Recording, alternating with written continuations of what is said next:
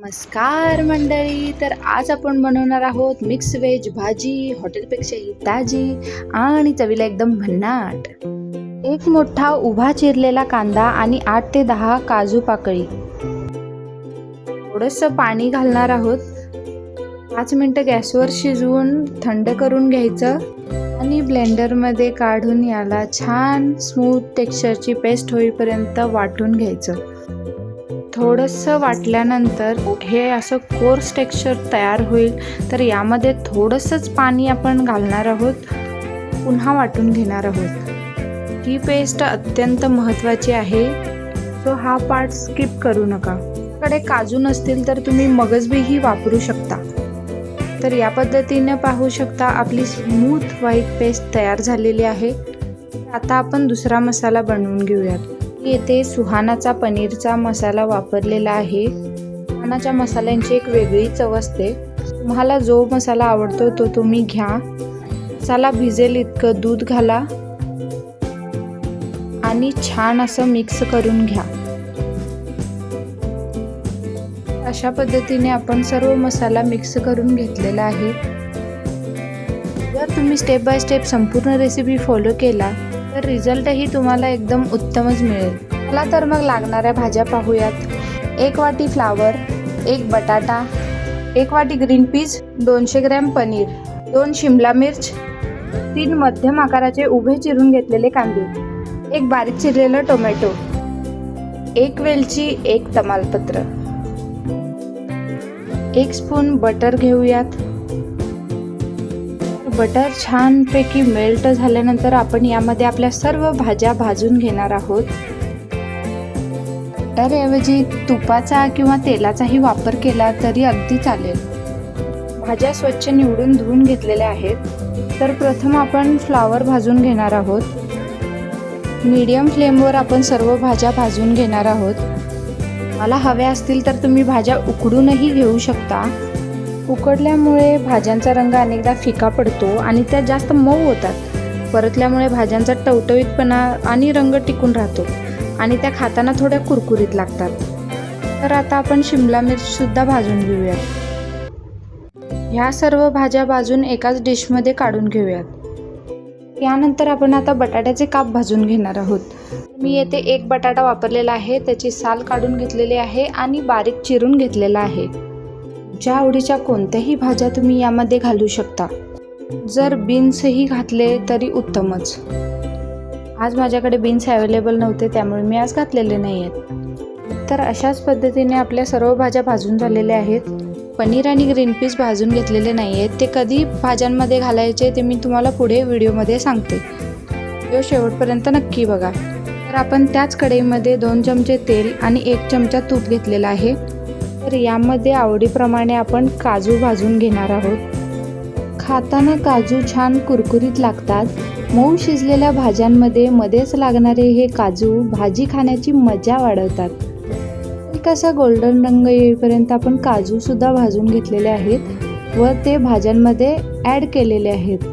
चला आता आपण फोडणी देऊयात. तमालपत्र, 1 वेलची, मध्यम आकाराचे उभे चिरलेले कांदे. कांदा जास्त झाला तर भाजी जास्त गोड होऊ शकते आणि कमी झाला तर ग्रेव्हीला हवा तसा बेस मिळत नाही. त्यामुळे 3 मध्यम आकाराचे कांदे एकदम परफेक्ट आहेत. कांदा भाजायला भरपूर वेळ लागतो त्यामुळे आता आपण यामध्ये अगदी थोडंसंच मीठ घालणार आहोत. त्यामुळे कांदा अगदी गोल्डन फ्राय केल्यासारखा भाजला जातो. तर तुम्ही पाहू शकता आपला कांदा किती छान भाजला गेलेला आहे. तर आता आपण यामध्ये 1 बारीक चिरलेला टोमॅटो घालत आहोत. हे प्रमाणही अगदी योग्य आहे. त्यामुळे जास्त वापरला तर भाजी आपली आंबट होण्याची शक्यता असते. त्यामुळे शक्यतो 1च टोमॅटो पुरेसा आहे. आता आपण यामध्ये तयार केलेली पेस्ट घालणार आहोत. पण ही पेस्ट दुधामध्ये भिजवून घेतलेली आहे. कारण थेट गरम तेलात सुका मसाला टाकल्यास तो जळण्याची शक्यता असते. पण दुधात पेस्ट करून टाकल्यामुळे मसाला जळत नाही आणि तो कांदा आणि टोमॅटोसोबत छान एकजीव होतो. जेव्हा तुम्ही ही दुधातली पेस्ट कढईत टाकाल तेव्हा गॅसची आच मंद ठेवा आणि मसाला सतत हलवत राहा. यामुळे दूध फाटणारही नाही आणि ग्रेव्हीला एकसारखा पोत मिळेल. मसाला छान भाजला गेलेला आहे. तर आपण यामध्ये कोल्हापुरी कांदा लसूण मसाला म्हणजे चटणी घातलेली आहे. तुमच्या तिखटाच्या आवडीनुसार तुम्ही यामध्ये तिखट घाला. मसाला भाजलेला आहे तर काजू आणि कांद्याची पेस्ट घालूयात. पेस्ट मसाल्याचा तिखटपणा शोषून घेते आणि चवीला एक सौम्यपणा देते. जर तुम्ही कुर्मा किंवा व्हेज दिवांजे सारखी भाजी खाल्ली असेल तर त्यातली चव या पेस्टमुळे असते. तर आपल्या ग्रेव्हीला छान तेल सुटलेलं आहे. तर आपण आता यामध्ये आपल्या भाजलेल्या भाज्या घालून घेऊयात. या स्टेजला आता आपण यामध्ये ग्रीन पीस फक्त ॲड करणार आहोत. ग्रीन पीस वापरलेले आहेत त्यामुळे मी त्यांना भाजलेलं नाही आहे, कारण ते ऑलरेडी मऊ असतात, लगेच पटकन भाजीमध्ये शिजून जातात. जर भिजवलेले वाटाणे घालणार असाल तर ते मात्र तुम्ही भाजून घालू शकता. सर्व भाज्यांना मसाल्याचं छान कोटिंग बसेल अशा पद्धतीने आपण सर्व मिक्स करून घेतलेलं आहे.